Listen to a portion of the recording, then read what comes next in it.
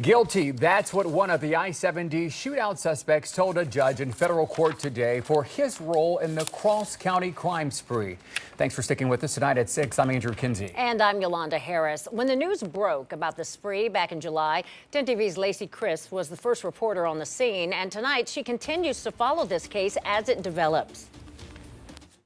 It was a crime spree that included 2 bank robberies, the theft of a Porsche, and a shootout on I-70 that left suspect Abdissamal Ishmael dead and seriously injured a Columbus police officer. Obviously, it's going to be easier on the family and all the officers that are supporting, our officer, just to know that that part of the case is resolved. Cameras are not allowed in federal court. The officer injured in the shooting, who has not been named because of Marsy's Law, was in attendance. He walked into the courtroom with the assistance of a walker and support from his wife.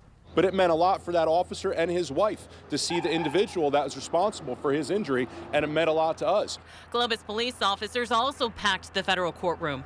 It sends a strong message. It lets the officer know, it lets the defendant know, and it lets the community know. The community stood behind us, and the FOP and our brothers and sisters will stand side by side.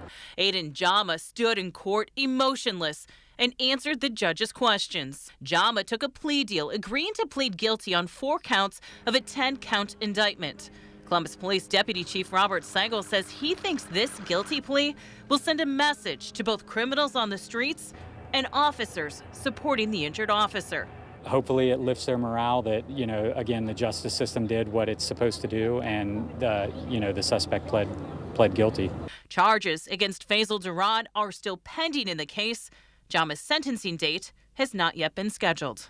In Columbus, Lacey Crisp, 10 TV News.